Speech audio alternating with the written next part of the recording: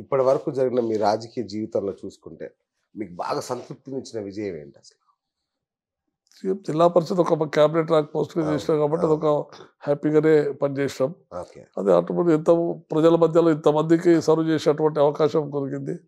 ఎంతోమందికి ఇండ్లు ఇచ్చినాం, ఎంతోమందికి పెన్షన్లు ఇప్పించినాం, ఎంతోమందికి ఆరోగ్యశ్రీ కార్డ్స్ ఇప్పించినాం, రేషన్ కార్డులు ఇప్పించినాం ఆ రోజులలో. ఆ స్కీమ్ అట్లా పెట్టాడు పెద్దలు రాజశేఖర రెడ్డి గారు. హ్మ్. అవన్నీ కూడా మేము ప్రజాపంతం ద్వారా ప్రజల మధ్యలో పోయి కలిపి ఎంతో రకాలు అంగవికలాంగులు వచ్చేవాళ్ళు, పేద వాళ్ళు వచ్చేవాళ్ళు, ఓల్డ్ ఏజ్ వాళ్ళు వచ్చేవాళ్ళు. హ్మ్. వాళ్ళందరికి ఇస్తున్నప్పుడు అంటే ఇంతమందిని మనం వాళ్ళకు సర్వ్ చేస్తున్న ఒక సంతోషాన్ని, హ్యాపీని కలిగిస్తుంటుంది. హ్మ్. అదే మనకు సంతోషం. అదే దానివల్లనే మాకు కొంత పుణ్యం కూడా దొరికింది అనుకుంటాం. అంతమందికి సర్వ్ చేయాల్సిన అంతేనా? అవకాశం. ఓకే.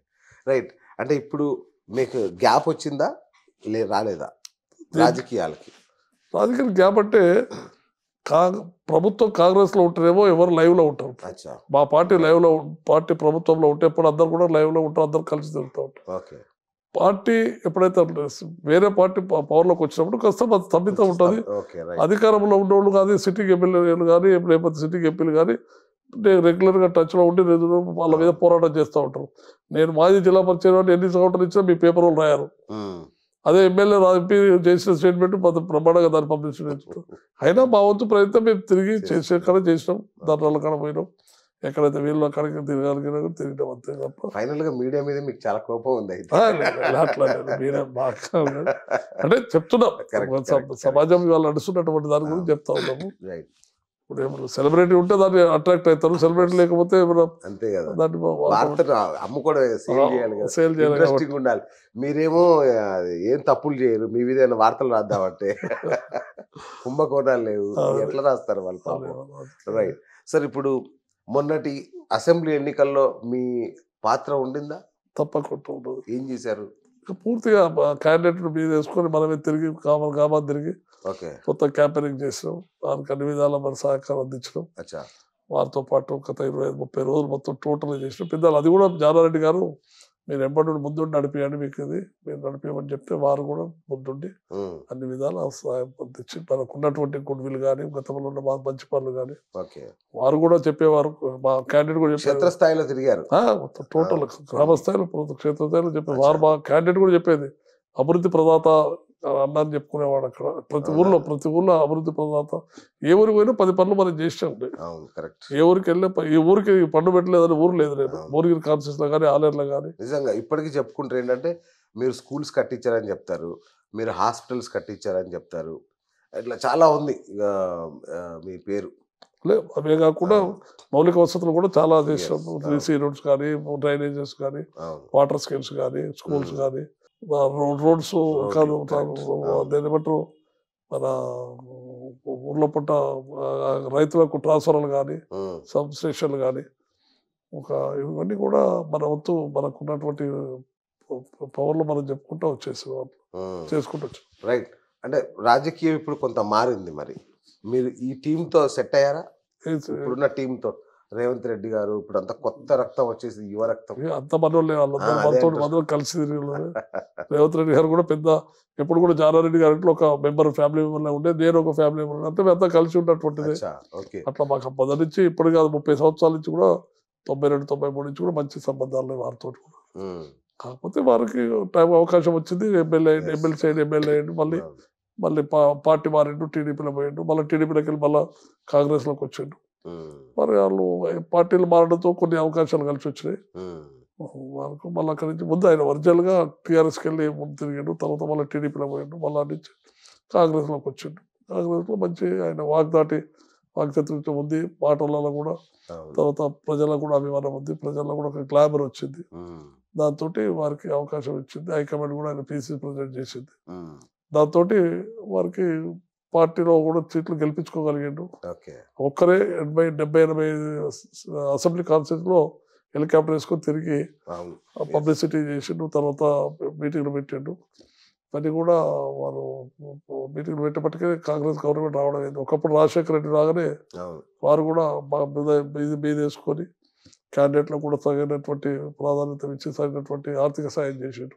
హ్మ్. ఎక్కడ తెచ్చిండు, ఎడికెళ్ళి తెచ్చిండు మొత్తం మీద వారు అందరు చేసేపటికనే ఇవాళ కాంగ్రెస్ పార్టీ 64 సీట్లు. చంద్రబాబు నాయుడు ఇచ్చుంటాడా? అంత ఎవరిస్తారండి అంత డబ్బులు? వారు కూడా పెట్టిండు, వారే మ్యాక్సిమం రియల్ ఎస్టేట్ చేసిన వారే మ్యాక్సిమంగా పెట్టిండు, ఎందుకంటే పవర్ల దేవాలని. మరి వారికి ఉన్నటువంటి వెల్ విషర్స్ కూడా కొంత సహాయ సహకారాలు అందించారు అని మేము అనుకుంటాం. అంతే, దాన్ని ఏదో విధంగా గవర్నమెంట్ సరిపడంత క్యాండిడేట్ సరిపడే నాకు అంత ఇవ్వలేకుండా కొంతలో కొంత ఆయన కూడా సహాయం అందించి, ఆర్థిక సహాయం అందించి గవర్నమెంట్ తీసుకురావడానికి వారు టోటల్ భుజాల మీద తీసుకొని చేసినటువంటి మొదటి వ్యక్తిగా చెప్పుకోవచ్చు. వారికి సన్నిహిత సంబంధాలు. రైట్. అట్లాగే కోమటిరెడ్డి కుటుంబంతో మీకున్న విభేదాలు ఏంటి? వారితో నాకు ఎలాంటి విభేదాలు ఏం లేవా? విభేదాలు ఏం లేవు. సో కానీ ఇప్పుడు పోటీ పడాల్సి వస్తుంది.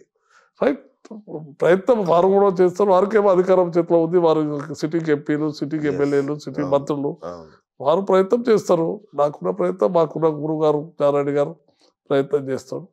రైట్, మెరిట్స్ ఇట్లా నుండి మెరిట్స్ సర్వేల ప్రకారం ఏదన్నా అవకాశం వస్తే పోటీలో ఉంటాం. ఇది మనం ఏదో ఒకరికే వస్తుందని నేను చెప్పుకుంటలేను. నా ప్రయత్నంలో నలుగురు ప్రయత్నిస్తారు. ఒక సీటుకు ఒక ఇంటర్వ్యూ పోతారు, నలుగురు పోతారు ఒక పోస్టుకు, నలుగురులో ఎవరికో ఒకరికి వస్తుంది తప్ప మనం కూడా పోటీలో ఉండము. కానీ మీ దగ్గర 10 మంది పోటీలో ఉన్నట్టున్నారుగా?